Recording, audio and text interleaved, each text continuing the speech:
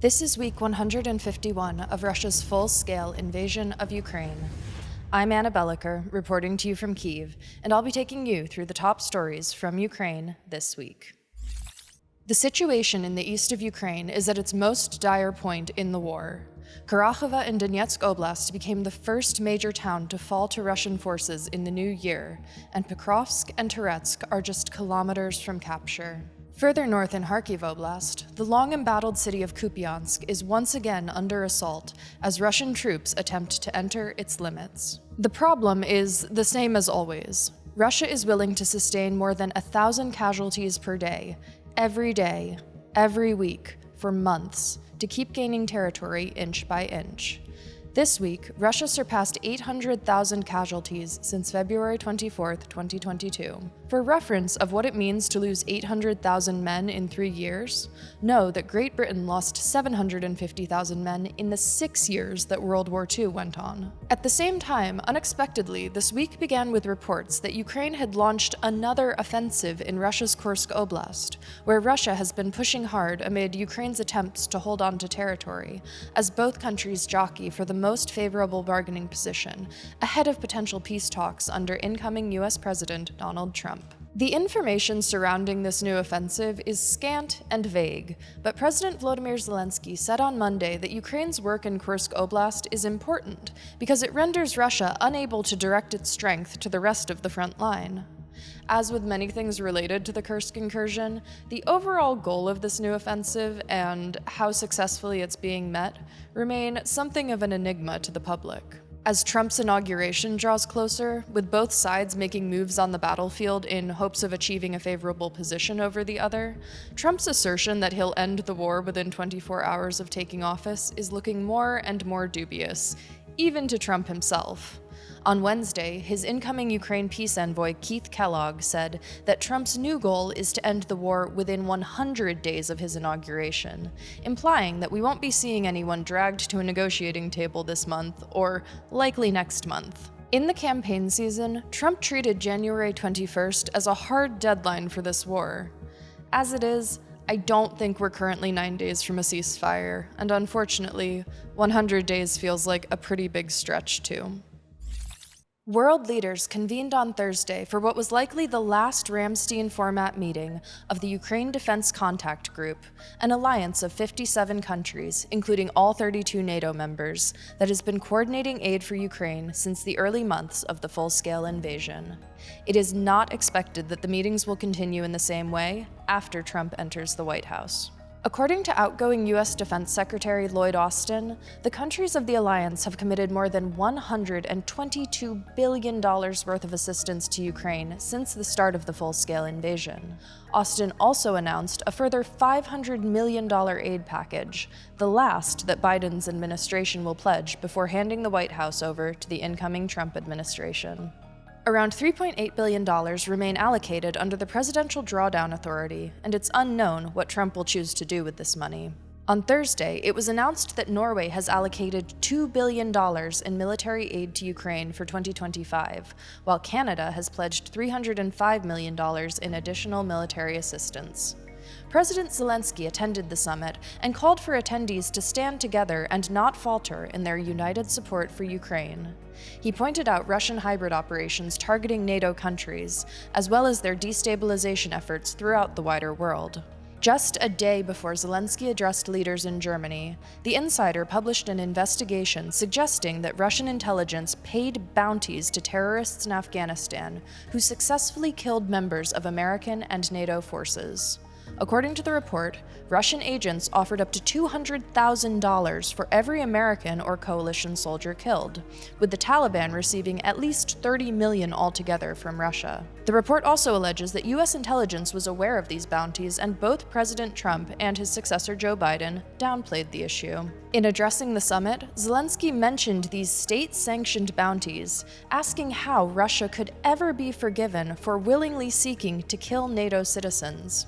However, later that same day, Trump announced that Russian President Vladimir Putin wants to meet with him, and plans are already underway to make it happen.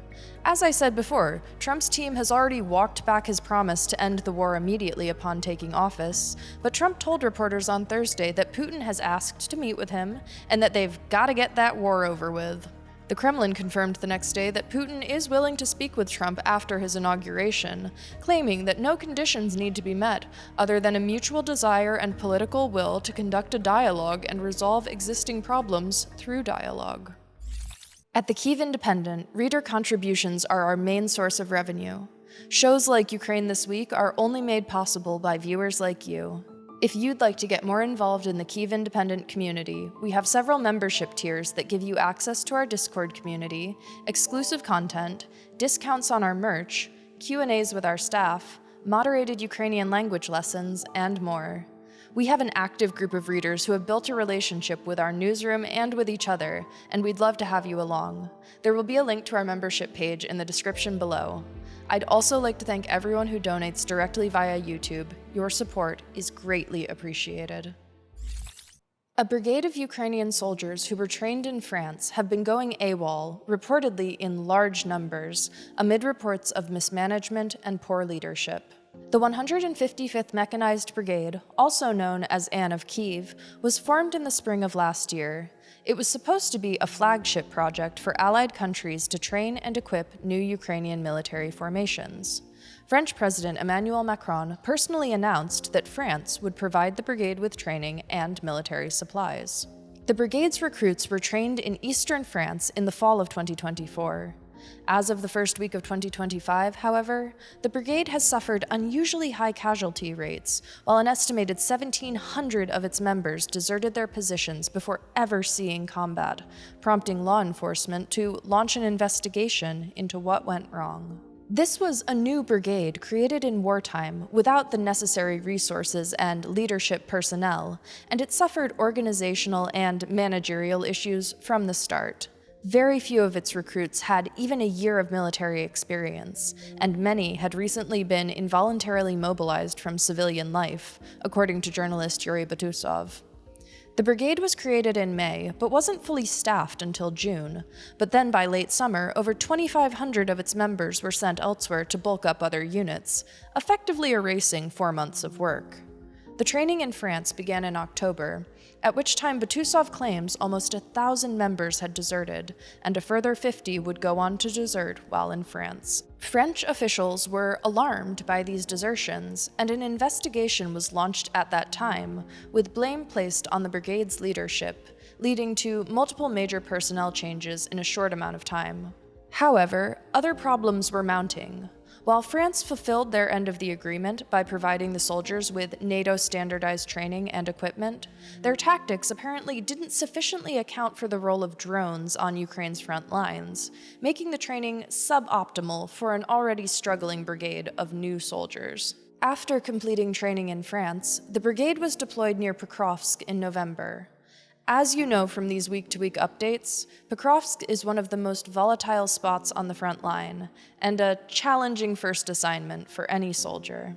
The 155th reportedly suffered heavy casualties in their first days of fighting, unsurprising given the mass desertions, unpreparedness, and chaotic leadership, or lack thereof. As of the first week of 2025, Commander-in-Chief Alexander Syrsky has called to boost the brigade with more drones amid widespread media criticism of the brigade's management.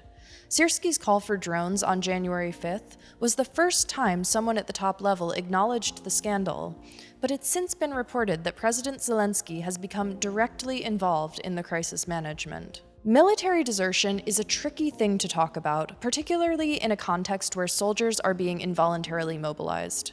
This is a story of institutional failure on many levels, with multiple media reports pointing to a widespread desertion issue in the military. There are various reasons that soldiers desert, but all point to the psychological toll of both voluntary and involuntary enlistment when one's country is at war. For those recruited against their will, there can be the terror of being unprepared and a lack of motivation to excel. For those who voluntarily join, particularly those who have been fighting for years, there's the exhausting prospect of service without end, as there are still far too few personnel to allow for rotation out. In both cases, there can be a strong sense of injustice, as some Ukrainians sacrifice their lives on the front, while others live relatively normal lives. And in both cases, desertion can feel like the last resort. The story of the 155th Brigade is also a case that has drawn criticism of the military command's common practice of creating new brigades made up entirely of inexperienced soldiers, while old brigades remain understaffed. The scandal of the 155th Mechanized Brigade is a PR nightmare for the armed forces, particularly when it comes to future partnerships with allies. But more than that, it highlights the difficulties of applying broad directives, equipping units, mobilizing new recruits, on a wide scale during the chaos of wartime, when time, personnel, and resources are stretched to their breaking point. If you enjoyed this video, please like and subscribe to this channel. Your support is what allows us to bring you independent, unbiased news about Russia's brutal invasion, which we are committed to doing no matter how much uncertainty the world faces. If you'd like to become a member of the Kyiv Independent community, please visit the link in the description below. I'll see you next week.